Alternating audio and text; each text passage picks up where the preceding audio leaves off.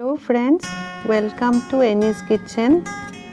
আজি মই আপোনালোকৰ লগত স্পাইসি নিমকিৰ ৰেচিপিটো শেয়াৰ কৰিম। আশা কৰো আপোনালোকে ভাল পাব। এইবিধ মছলা দিয়া নিমকি। এই নিমকিৰ কাৰণে আমাক প্ৰয়োজন হ'ব ময়দা 1.5 কাপ,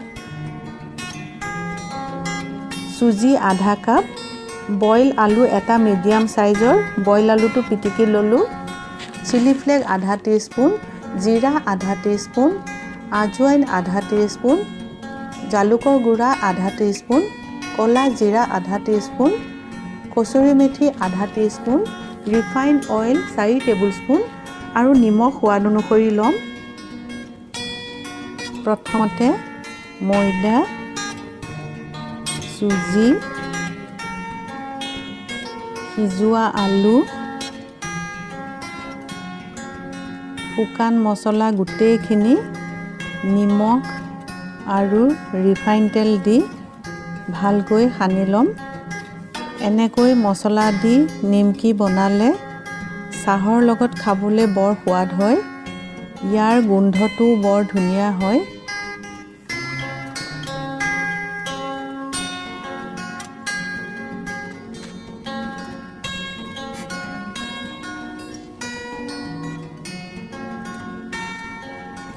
ৰিফাইন তেল 4 টেবুলস্পুন দি ললো।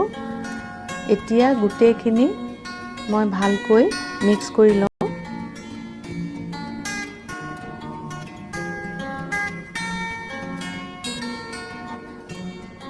হাতেৰে ভালকৈ এনেকৈ আটা মৰাৰ দৰে মাৰি লম। যদি বেছি শুকান হয় তেতিয়া অলপ পানী দি মাখিব লাগে। মিশ্ৰণখিনি ঢিলা হ'ব নালাগে, আটাৰ ডোৰ নিচিনা হ'ব লাগে। এয়া হ'ল এইখিনি। এতিয়া ঢাকন মাৰি 30 মিনিট মই বাহিৰতে থৈ দিম। এই মিশ্ৰণখিনি 30 মিনিট বাহিৰত ৰখা হ'ল। এতিয়া ইয়াৰ পৰা অলপ মই লৈ এনেকৈ দীঘলীয়াকৈ ৰোল কৰি সৰু সৰুকৈ সমান সাইজত ভিডিঅ'ত দেখুৱাৰ ধৰণে কাটি ল'ম। লুচি বনাবলৈ যিমানটো সৰু গুলি কৰি লওঁ তেনেকুৱা গুলি কৰি ল'ম।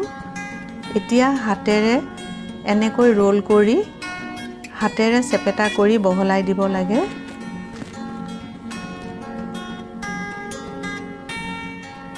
এনেকৈ ইমানটো সাইজ কৰিছোঁ। এয়া এতিয়া এখন ফৰ্ক দি ফুটাই দিছোঁ লুচিখন। এনেকৈ ফুটাই দিলে নিমকিখন ভাজিলে ফুলি নাহে আৰু ক্ৰিস্পিও হয়।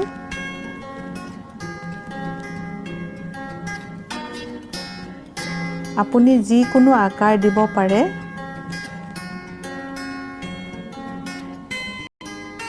এয়া আৰু এখন কৰিলোঁ। এয়া মই গোল গোলকৈ কেইখনমান বনাম আৰু কেইখনমান তিনিকোণীয়াকৈ বনাম।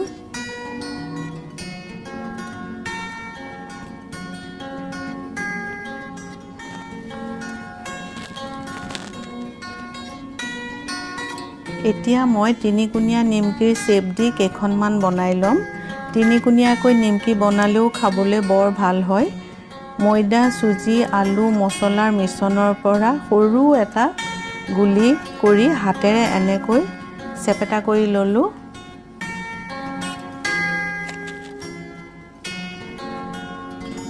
এতিয়া দুভাজ কৰি দিম। এনেকৈ দুভাজ কৰি দিলোঁ আৰু এটা ভাজ কৰি দিলোঁ। এয়া তিনিকোণীয়া নিমকিৰ শ্বেপ হ'ল। এনেকৈ মই গোটেইখিনি ভাজিবৰ কাৰণে ৰেডি কৰি ল'লোঁ। এখন পেনত 250 ml তেল গৰম কৰি লওঁ। এয়া তেল গৰম হ'ল। এতিয়া স্লো ফ্লেমত লাহে লাহে ফ্ৰাই কৰি ল'ম নিমকিখিনি।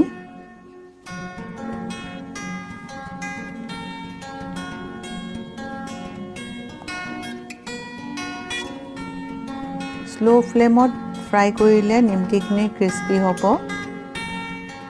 এনেকৈ 15 মিনিটমান সময় মই ফ্ৰাই কৰিম স্লো ফ্লেমত। মই ফ্ৰাই কৰা 15 মিনিটমান সময় হ'ল। নিমকিখিনি লাহে লাহে গোল্ডেন হৈ আহিছে আৰু ক্ৰিস্পিও হৈ গ'ল। এতিয়া মই এখন কিচেন পেপাৰত তেলৰ পৰা উঠাই ল'ম নিমকিখিনি। মোৰ মছলা নিমকি ৰেডি হ'ল। এতিয়া মই এখন পেপাৰ টাৱেলত উঠাই ল'লোঁ। এনেকৈ বনালে চাহৰ লগত খাবলৈ বৰ সোৱাদ হয়। আপোনালোকেও বনাই চাবচোন। এইয়া চাওক নিমকিখিনি ইমান ধুনীয়া হৈছে। যদি মোৰ এই ৰেচিপিটো ভাল পাইছে তেতিয়াহ'লে মোৰ এনি ইন দ্য কিটচেন চেনেলটো ছাবস্ক্ৰাইব কৰিব আৰু লাইক কৰিব। আজিলৈ আহোঁ, বাই বাই।